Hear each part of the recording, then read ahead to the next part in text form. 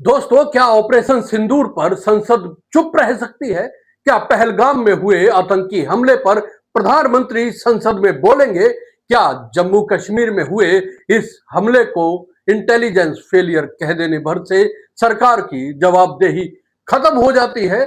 और सबसे बड़ा सवाल, जब देश की संसद का दरवाजा खुला है तो क्या राष्ट्रीय सुरक्षा जैसे मुद्दों पर जवाबदेही से कोई सरकार बच सकती है?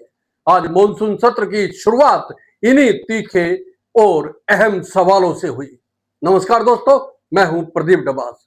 दोस्तों, संसद के मॉनसून सत्र की पहली सुबह संसद भवन की दीवारों पर इतना तनाव दिखा और वो तनाव साफ दिख रहा था। विपक्ष ने जैसे ही पहलगाम हमले और ऑपरेशन सिंदूर को लेकर सरकार से जवाब मांगने की बात की, लोकसभा और राज्यसभा दोनों सदनों में हंगामा शुरू हो गया। लोकसभा को पूरे दिन में 4 बार स्थगित करना पड़ा और आखिरकार कार्यवाही शाम 4 बजे मंगलवार सुबह 11 बजे तक के लिए स्थगित कर दी गई। सरकार ने देर शाम यह स्पष्ट किया कि वह ऑपरेशन सिंदूर पर चर्चा को लेकर तैयार है। लोकसभा में 16 घंटे और राज्यसभा में 9 घंटे बहस होगी, लेकिन विपक्ष का कहना है कि यह चर्चा सत्र की शुरुआत में ही होनी चाहिए और इसमें प्रधानमंत्री नरेंद्र मोदी को खुद जवाब देना चाहिए। राज्यसभा में कांग्रेस अध्यक्ष मल्लिकार्जुन खड़गे ने साफ तौर पर सवाल उठाया कि पहलगाम हमले के आतंकी अब तक पकड़े नहीं गए, ना ही मारे गए। खड़गे का आरोप था कि सरकार ने देश को भरोसे में लिए बिना ऑपरेशन सिंदूर शुरू किया और अब जब हमले के बाद कई तरह की जानकारियां बाहर आ रही है, जिसमें इंटेलिजेंस फेलियर की बात खुद जम्मू कश्मीर के उपराज्यपाल ने स्वीकार की है, तो ऐसे में सरकार का जवाब देना जरूरी। I have given notice under 267 on Pahalgam and Operation Sindoor. Sir, मैंने पहलगाम आतंकवादी हमले और ऑपरेशन सिंदूर के बाद की स्थिति पर रूल 267 नोटिस दिया है। ये रूल्स के मुताबिक ही दिया है जो अपने किताब में है। सर, पहलगाम हमला 22 अप्रैल को हुआ था। अब तक आतंकवादी पकड़े नहीं गए, मारे भी नहीं गए और उन्होंने हमको बार बार बताया कि उन्हीं के ऊपर डायरेक्टली मारे गए और वो उसमें मर गए। ये भी खबर हमको मिली, लेकिन हम ये जानना चाहते हैं क्योंकि हमने तो अनकंडीशनल सपोर्ट पूरे हाउस, पूरे ऑल पार्टी ने दिया, सिर्फ मेरा पार्टी ही नहीं, सभी पार्टियों ने दिया कि देश को मजबूत बनाने के लिए, देश में एकता रखने के लिए और हमारे आर्मी को मॉरल स्ट्रेंथ देने के लिए हमने अनक्वेश्चन, यानी कोई प्रश्न न करते हुए हमने ये सब कुछ उनको दिया, समर्थन दिया। लेकिन मैं चाहता हूं कि उनके तरफ से हमको मालूमात मिलना चाहिए। जैसा कि पहलगाम हमला 22 अप्रैल को हुआ था, अब तक आतंकवादी पकड़े तो नहीं गए, लेकिन हुआ क्या? एक मिनट। लेकिन J&K में कम से कम इंटेलिजेंस, इनकी सिक्योरिटी है, उसके बारे में उनका फेल्यूर हुआ, ये उन्होंने ही कहा है। लेफ्टिनेंट गवर्नर ने कहा है इसमें इंटेलिजेंस फेल्यूर है, ये एक्सेप्ट उन्होंने ही किया। ये हमारी बात नहीं सर। CDS उपसेना प्रमुख और एक वरिष्ठ डिफेंस अटैची ने कुछ बेहद संवेदनशील खुलासे भी उन्होंने किए, जहां पर नहीं, मैं सुनता हूं उनका। मेरा एक ही मिनट सुनिए। one minute, please, sir, 1 minute. Only 1 minute मेरा सुनिए, उसके बाद उनको दीजिए प्लीज। सर, विषय ये है, इन विषयों पे मुझे विषय प्रश्न नहीं है। ये पहलगाम एंड ऑपरेशन सिंदूर के बारे में आपने जो दुनिया को बताया, हमको बताया, हिंदुस्तान के लोगों को बताया, उसकी बात कर रहा हूं। हमारे को इंफॉर्मेशन तो देना चाहिए, हमारे से तो आपने मदद ली। और दूसरी चीज सर, अमेरिका के राष्ट्रपति ट्रंप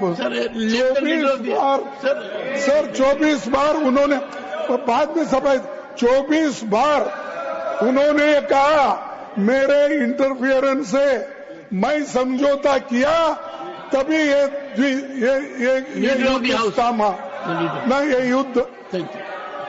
युद्ध स्टॉप जो हुआ मेरे वजह से हुआ। अरे देश के साथ ये अपमानजनक है। एक राज्यसभा में जवाब देते हुए केंद्रीय मंत्री जेपी नड्डा ने कहा कि सरकार इस बात के पक्ष में नहीं है कि देश में ये संदेश जाए कि इस मामले पर चर्चा से भाग रही है सरकार। उन्होंने कहा कि ऑपरेशन सिंदूर के सभी पहलुओं पर चर्चा की जाएगी और देश के सामने सारी बातें स्पष्ट की जाएगी, लेकिन बहस का समय कौन तय करेगा, यह भी एक बड़ा राजनीतिक सवाल बन गया है। लोकसभा में हंगामा तब और बढ़ गया जब नेता विपक्ष राहुल गांधी ने आरोप लगाया कि उन्हें बोलने की अनुमति नहीं दी जा रही है। उन्होंने कहा कि जब रक्षा मंत्री को बोलने की अनुमति है तो विपक्ष के नेता को क्यों नहीं? क्या यह सदन की परंपरा का अपमान नहीं है? राहुल गांधी पूछते हैं। जो हाउस में डिफेंस मिनिस्टर को बोलने देते हैं, उनके लोगों को बोलने देते हैं, मगर अगर विपक्ष का कोई कुछ कहना चाहता है तो अलाउड नहीं है। मैं लीडर ऑफ ऑपोजिशन हूँ, मेरा हक है, मुझे तो कभी बोलना ही नहीं देते हैं। ये एक नया अप्रोच है। सर पीएम ने विजय उत्सव सत्र बोला है। सर पीएम बोल रहे हैं कि विजय उत्सव सत्र है सेलिब्रेटेड सर, बट दौड़ के निकले हाउस से 1 सेकंड में। लेकिन चेयर बार बार कह रही थी कि हम चर्चा के लिए तैयार हैं, आप लोग बैठिए, हम चर्चा के लिए तैयार। चर्चा तो होगी, अगर वो अलाउ करेंगे तो होगी, मगर इशू ये है कि कन्वेंशन कहता है कि अगर सरकार के लोग कुछ बोले तो हमें भी स्पेस मिलनी चाहिए। हम 2 शब्द कहना चाहते थे मगर विपक्ष को ये अलाउड नहीं।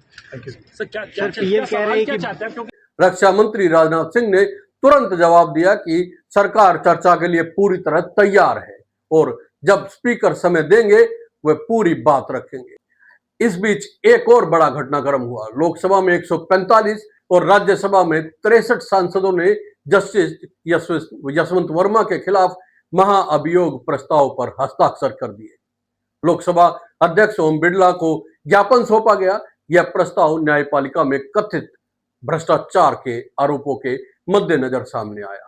राज्यसभा से बिल ऑफ लैंड बिल 2025 पास हो गया, जो 1856 के पुराने बिल की जगह लेगा। यह बिल समुद्री परिवहन में इस्तेमाल होने वाले दस्तावेजों को लेकर नया कानूनी ढांचा देगा। वहीं नए इनकम टैक्स बिल पर बनी संसदीय कमेटी की रिपोर्ट लोकसभा में पेश की गई, जिसमें 285 सुझाव दिए गए हैं। 622 पन्नों वाले इस बिल के जरिए 1961 के इनकम टैक्स एक्ट को रिप्लेस किया जाएगा। मॉनसून सत्र में कुल 32 दिन बैठकें होंगी, जिसमें से 15 से अधिक विधेयकों को पास किया जाएगा और 8 नए बिल सरकार लाने जा रही है। लेकिन सत्र का असल रंग तय करेंगे वो मुद्दे जो जनता की चिंता है: सुरक्षा व्यवस्था, महंगाई, बेरोजगारी और पारदर्शिता। और इनमें सबसे ऊपर है ऑपरेशन सिंदूर। इस ऑपरेशन को लेकर प्रधानमंत्री नरेंद्र मोदी ने सदन के बाहर कहा कि हमारी सेनाओं ने आतंकी आकाओं के घर में घुसकर उन्हें 22 मिनट में खत्म कर दिया। उन्होंने दावा किया कि इस ऑपरेशन के जरिए मेड इन इंडिया सैन्य शक्ति का नया स्वरूप पूरी दुनिया ने देखा और देश ने यह दिखा दिया कि जब भारत अब सिर्फ प्रतिक्रिया नहीं करता बल्कि सर्जिकल एक्शन लेने में भी सक्षम है। लेकिन सवाल यह है कि अगर ऑपरेशन सिंदूर इतनी बड़ी कामयाबी है तो फिर पहलगाम हमले के लिए जिम्मेदारी किसकी है? किसने चूक की? आतंकवादियों की घुसपैठ कैसे हुई? जम्मू कश्मीर में आईबी और स्थानीय खुफिया एजेंसियों ने किस स्तर पर चूक की? अगर यह इंटेलिजेंस फेलियर था तो क्या कोई सजा तय होगी? क्या किसी अधिकारी को जवाबदेह ठहराया जाएगा या फिर सरकार ऑपरेशन सिंदूर की आड़ में इन सवालों से बचने की कोशिश कर रही है? दोस्तों, लोकसभा में हंगामे के बीच विपक्ष ने सरकार पर यह भी आरोप लगाया कि सिर्फ अपनी बातें रखने की अनुमति दी जा रही है, विपक्ष को बोलने से रोका जा रहा है। राहुल गांधी ने कहा कि यह नई परंपरा संसद में शुरू हो गई है, जिसमें एक तरफा संवाद होता है और लोकतांत्रिक चर्चा का गला घोट दिया जाता है। राज्यसभा में जेपी नड्डा ने विपक्ष के आरोपों को खारिज करते हुए कहा कि सरकार खुली चर्चा के पक्ष में है और हर सवाल का जवाब देने को तैयार है। लेकिन क्या यह तैयारियां सिर्फ बयान तक सीमित है या फिर बहस के दौरान वाकई जवाब भी दी जाएंगे, यह देखना अभी बाकी है। इसी बीच मॉनसून सत्र की एक दिलचस्प राजनीतिक झलक तब देखने को मिली जब कांग्रेस सांसदों ने मल्लिकार्जुन खड़गे का जन्मदिन मनाया। इस मौके पर संसद के भीतर ही केक काटा गया और एकजुटता का संदेश देने की कोशिश की गई।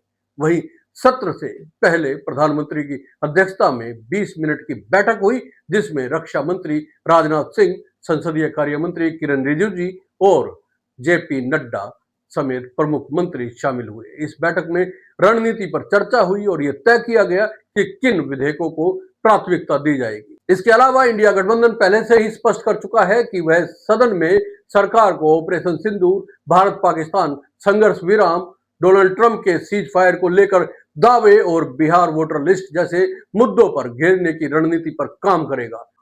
उनके लिए यह सत्र सिर्फ कानून बनाने का नहीं बल्कि राजनीतिक पकड़ मजबूत करने का भी मौका है। एक और प्रधानमंत्री नरेंद्र मोदी अंतर्राष्ट्रीय मंचों पर भारत की बढ़ती ताकत की बात करते हैं, इंटरनेशनल स्पेस स्टेशन पर तिरंगा फहराए जाने को गौरव का क्षण बताते हैं। वहीं दूसरी ओर सदन के भीतर राष्ट्रीय सुरक्षा को लेकर विपक्ष के सवालों से बचना मुश्किल होता जा रहा है। प्रधानमंत्री ने अपने संबोधन में सदन के बाहर यह भी कहा कि भारत अब दुनिया की तीसरी सबसे बड़ी अर्थव्यवस्था की दहलीज पर खड़ा है और गरीबी रेखा से 25 करोड़ लोग बाहर आ चुके हैं। उन्होंने ये भी कहा कि महंगाई दर 2% के करीब है और देश हाई ग्रोथ के रास्ते पर है। लेकिन संसद के भीतर विपक्ष लगातार इन दावों को चुनौती देता नजर आ रहा है। कांग्रेस और दूसरे विपक्षी दलों का कहना है कि अगर भारत की स्थिति इतनी ही बेहतर है तो फिर बेरोजगारी क्यों बनी हुई है, महंगाई के आंकड़े आम जनता को क्यों परेशान कर रहे हैं, और सबसे बड़ा सवाल यह है अगर देश आर्थिक रूप से इतना ताकतवर हो गया है तो राष्ट्रीय सुरक्षा में चूक कैसे हो रही है। राज्यसभा में विपक्ष की ओर से यह भी कहा गया कि केवल सैन्य जवाब देना काफी नहीं होता जब तक राजनीतिक जवाबदेही तय न हो। खड़गे ने सवाल उठाया कि ऑपरेशन सिंदूर के बाद जो राजनीतिक नतीजे सामने आए हैं उसमें भारत के पड़ोसियों की प्रतिक्रिया कैसी रही, क्या पाकिस्तान के साथ संघर्ष विराम की स्थिति में बदलाव आया है और क्या अमेरिका जैसे देशों के डिप्लोमेटिक बयान हमारी संप्रभुता को लेकर किसी नई चुनौती का संकेत है। इस सब के बीच सिविल एविएशन मंत्री राम मोहन नायडू ने राज्यसभा में अहमदाबाद विमान हादसे पर बयान देते हुए कहा कि सरकार निष्पक्ष जांच के लिए प्रतिबद्ध है और किसी का पक्ष नहीं लिया जाएगा, चाहे वो एयरलाइंस हो या पायलट या बोइंग कंपनी। यह सवाल तब आया जब मीडिया में इस हादसे को लेकर अलग अलग कहानियां तैर रही है। इन सब के बीच विपक्ष का यह आरोप भी है कि सरकार मीडिया को साध कर संसद की बहसों को सीमित कर देना चाहती है। चर्चा के लिए समय तय करने से लेकर विषय तय करने तक सब पर सरकार की मोनोपोली बनती जा रही है। विपक्ष चाहता है कि सत्र की शुरुआत राष्ट्रीय सुरक्षा और लोकतांत्रिक प्रक्रिया के बहाली पर चर्चा हो, न कि सरकार की ओर से तय एजेंडे पर। दोस्तों, अब जबकि सदन का दरवाजा खुला है, विपक्ष और सरकार दोनों के सामने ये चुनौती है कि कौन जनता को ज्यादा भरोसेमंद लगेगा। सरकार चाहेगी कि वह अपनी उपलब्धियां गिनाए, ऑपरेशन सिंदूर, अर्थव्यवस्था की मजबूती, अंतरिक्ष में तिरंगा और नक्सलवाद पर नियंत्रण जैसे मुद्दों को पेश करे। वहीं विपक्ष इन तमाम दावों के पीछे के तथ्यों को उजागर करने की कोशिश करे। इस मॉनसून सत्र की सबसे बड़ी कसौटी यही है, क्या संसद सिर्फ कानूनों की फैक्ट्री बनी रहेगा या वह लोकतंत्र के असली मर्म, जवाबदेही, बहस और पारदर्शिता को भी निभाएगी। इस सवाल का जवाब अगले 32 दिन की कार्रवाई में मिलेगा, लेकिन शुरुआत में ही हुए हंगामे और तीखी बहसों ने यह साफ कर दिया है कि यह सत्र सिर्फ कागजी काम का नहीं बल्कि राजनीतिक मोर्चाबंदी का भी मंच बनने जा रहा है। दोस्तों, आपका क्या मानना है कमेंट करके जरूर बताइए, और ये वीडियो अगर आपको अच्छी लगी है तो लाइक कीजिए, शेयर कीजिए और चैनल को सब्सक्राइब करना ना भूलें। जय हिंद, नमस्कार।